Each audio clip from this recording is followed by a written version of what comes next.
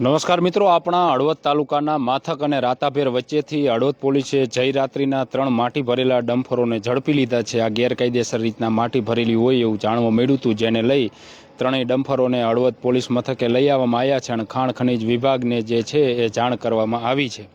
તેની સાથે મિત્રો મહત્વની એક આપણે થોડી વાત એ કરીએ કે આ બાજુ મૂડી પંથકમાંથી જે ગેરકાયદેસર રીતના માટી ભરેલા જે ડમ્ફરો છે મિત્રો, એ આપણા હળવદમાંથી મિનિમમ ઓછામાં ઓછા 40 થી 50 જે ડમ્ફરો છે રાત્રિના સમયે ત્યાંથી પસાર થતા હશે। દિવસના ઓછા હશે, રાત્રિના સમયના વધારે હશે। બાજુના ગ્રામ પંચાયતોના સરપંચો દ્વારા અનેક વખત રજૂઆતોને કરવામાં આવે છે કે આ ગેરકાયદેસર માટી ભરેલા જે ડમ્ફરો છે, આ માટી ભરેલા ડમ્ફરો ત્યાંથી નીકળે છે ને એના કારણે જે રોડ મહા મહેનતે અનેક વખત રજૂઆતો કરી હોય, રજૂઆતો કર્યા પછી એ રોડ બનતો હોય તો એ રોડ તોડી નાખે છે આ ડમ્ફર ચાલકો। તેમ છતાં પણ આ ડમ્ફર ચાલકોને નથી ખાણ ખનીજ વિભાગ અટકાવી શક્યું આજ દિન સુધી, કે નથી હળવદ પોલીસ અટકાવી શકી આજ દિન સુધી। આ એ કાર્યવાહી કરે છે જ્યારે લોકોની કંઈ રજૂઆતો હોય, લોકો કહે ત્યારે ત્યાં આગળ કાર્યવાહી થાય છે, ડમ્ફરોને ઝડપી લેવામાં આવે છે। 40-50 ડમ્ફરો જે જગ્યા ઉપરથી હાલતા હોય ત્યાંથી 2, 3, 4, 5 જે ડમ્ફરો છે એને ઝડપી લઈ અને વળી પાછી એમની જે કાર્યવાહી છે એ કાર્યવાહી કરીને સંતોષ માની લેતા હોય છે। આપણે ઘણી વખત મિત્રો જોયું છે એ બાજુના રસ્તાઓ નવા બન્યા હોય તો નવા બન્યા હજી છેડે કામ પૂરું ન થયું હોય પહેલાં તો પાછળથી રસ્તાઓ તોડી નાખવામાં આવતા હોય છે। એના સ્થાનિક રાજકીય આગેવાનોને એને અનેક વખત રજૂઆતો કરી, રજૂઆતોના અંતે પછી રોડ રસ્તાઓ બને અને એ રોડ રસ્તાઓ ઉપર આ રીતના ગેરકાયદેસર રીતના માટી ભરેલા ડમ્ફરો ત્યાંથી પસાર થાય અને રોડ તૂટી જાય છે, ખાડા પડી જાય છે અને પછી રોડ ક્યારે બનવાનો છે એ તો કોઈને કંઈ ખ્યાલ નથી।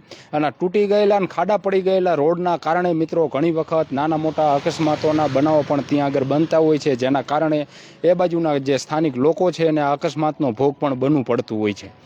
કેટલી વખત આપણે મિત્રો જોયું છે એ બાજુ જનતા રેડું પણ કરવામાં આવે કે ગામ લોકો જે છે એ ડમ્ફરોને ત્યાં આગળ અટકાવે અને પછી જે છે એ ખનીજ વિભાગને જાણ કરે કે પોલીસને એને જાણ કરે। તેમ છતાં પણ જે છે આજ દિન સુધી આ માટી ચોરો જે છે એ માટી ચોરવાનું બંધ કર્યું નથી। એમના જે ડમ્ફરો જે છે એ આજ દિન સુધી બંધ થયા નથી।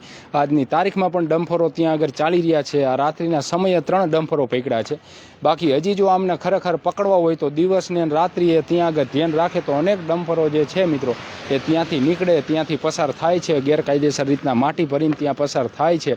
સૌથી નવાઈની થોડીક વાત એ છે કે નંબર પ્લેટો જે ડમ્ફરોની હોય છે મિત્રો, એ કોઈ પણ વાહન ચાલક જે છે એને નંબર વાંચી ન શકે એવી સંપૂર્ણ જે વ્યવસ્થા છે એ વ્યવસ્થા આ માટી ચોરો જે છે એ કરતા હોય છે। આમાં એક આગળ નંબર પ્લેટ છે પરંતુ એ ઊંચી કરી નાખેલી છે જેથી કોઈને જે છે એ નંબર કોઈ વાંચી ન શકે, નંબર કોઈ લઈ ન શકે। આવી રીતના જે આ માટી ચોરો જે છે આવા કાંડ મિત્રો કરી રહ્યા છે અને તેમ છતાં પણ જે છે એમને અટકાવવાવાળું કોઈ છે નહીં। મહત્વની આમાં તમે જુઓ કે આ નંબર પ્લેટ અહીં તો દેખાતી જ નથી। માની લીધું કંઈક અકસ્માત કે કંઈ સર્જીને વહી જાય તો આ પાછળ, અને આમાં તો નંબર પ્લેટ જ નથી, આમાં તો ક્યાંય નંબર પ્લેટ લગાવવામાં જ નથી આવી। કારણ કે ઘણી વખત એવું બને આ બધા મોટાભાગે ડ્રાઈવરો જે છે ચલાવતા હોય ને રાત્રિના મનફાવે રીતના ડ્રાઇવિંગ કરતા હોય ને કંઈ નાના મોટા અકસ્માતો થાય તો પછી કોઈ ડમ્ફરનો નંબર ન લઈ શકે કે ભાઈ આ નંબરનું ડમ્ફર હતું, એટલે નંબર પ્લેટ વગરના જે ડમ્ફરો એમાંય પાછું ઓવરલોડ ભરેલી ગેરકાયદેસર રીતના એમાં માટી ભરેલી આ રીતના જે છે એ ડમ્ફરો અહીંથી પસાર થતા હોય છે। આને તો નંબર પ્લેટ જ નથી હાવ। હવે આ જે ડમ્ફર જે છે આ ડમ્ફર મિત્રો કંઈ અકસ્માત કે કંઈ સર્જે તો પછી એનું જવાબદાર કોણ? કોઈ નહીં। અને આ બધી કોની રહેમ દ્રષ્ટિથી કોના નજર હેઠળ હાલે છે એ બધાય લોકોને ખબર છે, એટલે એમાં આપણે કંઈ કહેવાની અત્યારે જરૂર નથી કે આમની રહેમ દ્રષ્ટિથી હાલે છે ને આમની નજર હેઠળ હાલે છે। કારણ કે તો જ શક્ય છે, તો જ આ રીતના લોકો જે છે મનફાવે રીતના ઓવરલોડ ભરીને પછી આપણા વિસ્તારમાંથી આ લોકો બધા અહીંથી પસાર થાય છે। બધાને ખબર જ છે કે કોણ આ ગોરખ ધંધા પાછળ જે છે સંડોવાયેલું છે, પરંતુ તેમ છતાં પણ જે છે એ હાલે છે આ બધા ડમ્ફરો। અને સૌથી મહત્વની અને મોટી મિત્રો વાત એ પણ એક છે કે આટલા બધા ડમ્ફર ચાલકો અહીંથી જે છે એ માટી ભરી અને ગેરકાયદેસર રીતના માટી ભરીને આપણા રસ્તાઓ, રોડ રસ્તાઓ તોડી નાખે છે અને ત્યાંથી નીકળે છે। કાર્યવાહી કરવામાં આવે છે એ 100%ની વાત છે, એમાં પણ આપણે માનીએ છીએ, પરંતુ કેવી કાર્યવાહી કરવામાં આવે છે જ્યાંથી 50 ડમ્પરો નીકળતા હોય અને ત્યાં આગળ 2, 3, 4 ડમ્પરો ઝડપી લઈ અને પછી સંતોષ માની લેવો એ પણ કેટલો યોગ્ય છે. કારણ કે જો ખરેખર તમારે માટી ચોરી જ બંધ કરાવવી હોય, માટી જે ગેરકાયદેસર રીતના ચોરીને લઈ જાય છે એ જ જો તમારે ખરેખર બંધ કરાવવી હોય તો પછી ત્યાં આગળ તમે તપાસ કરો ને દરરોજના, તને તપાસ નથી કરવાની જરૂર. એ ગ્રામ પંચાયતોના સરપંચોને તમે ભેગા રાખો, સરપંચને ખાલી જાણ કરો કે ભાઈ માટી ભરેલા કે રેતી ભરેલા જો ડમ્પરો અહીંથી પસાર થાય તો અમને જાણ કરો તમે. આ તો હકીકત હવે પરિસ્થિતિ એવી થઈ છે કે એ બાજુના ગ્રામ પંચાયતોના સરપંચો જે છે મિત્રો એને પણ હવે નક્કી કરી લીધું છે કે ભાઈ આપણે આંખે થઈ છે ખોટા અમથા આપણે ડમ્પરોને રોકાવી તો એ તો ઉપર તો બધા એકને એકને મળેલા જ છે. બધા આપણે ગમે એટલી મહેનત કરીશું બંધ તો થતું નથી, એટલે એના કારણે હવે બધા ઠરી ગયા છે કે ભાઈ આપણે ગમે એટલી મહેનત કરીએ છીએ કોઈ કંઈ ધ્યાન તો દેતું નથી.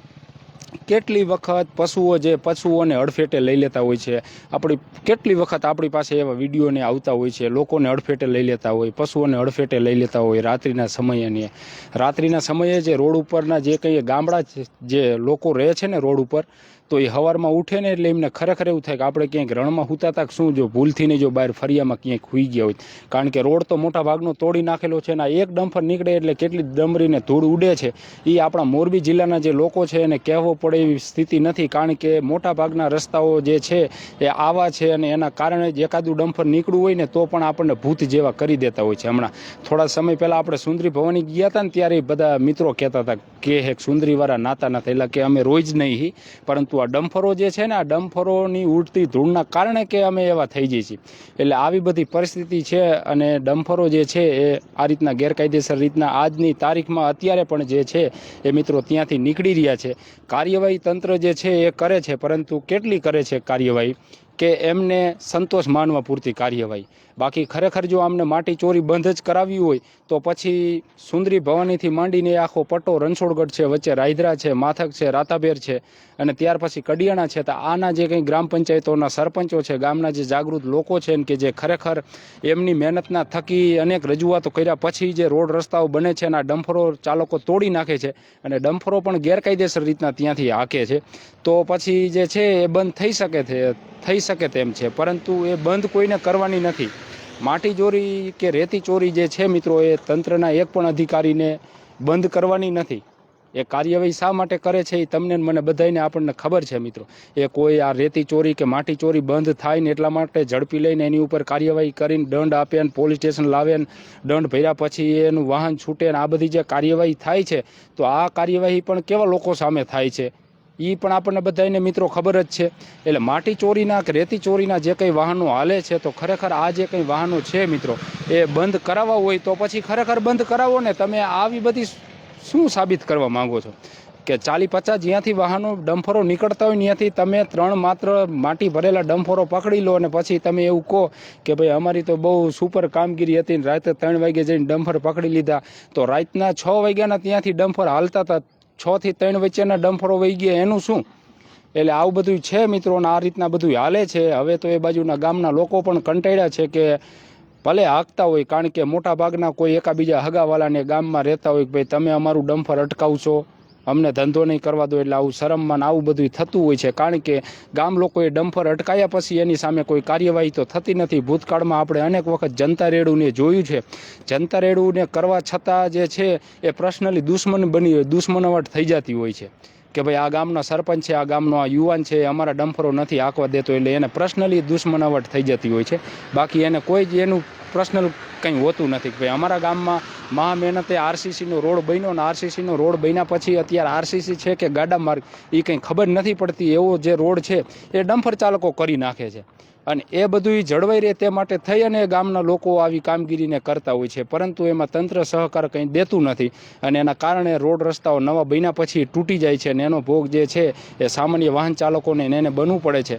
પોલીસ વિભાગ હોય કે ખાણ ખનીજ વિભાગ હોય મિત્રો, એ હજી હું તમને મિત્રો કહું છું કે 50 ડમ્પરો 40 કે 30 ડમ્પરો હાલતા હોય ને ત્યારે એમને જ્યારે એવું થાય કે હાલો આજે આપણે પકડવા છે 2-3, તો એ વળી પાછા લઈ આવતો હોય છે. બાકી આ માટી ચોરી રેતી ચોરી બંધ કરાવવાનું જે ખરેખર ધારી લે કે હવે નથી આપણે કરવા દેવાની, તો એક બકડિયું રેતી કે એક બકડિયું માટી જે છે આપણા વિસ્તારમાંથી કોઈ લઈ જઈ ન શકે એટલું આ તંત્ર સક્ષમ છે, પરંતુ એ કામગીરી નહીં કરે શા માટે એ તમને મને બધાને ખબર છે. આભાર મિત્રો.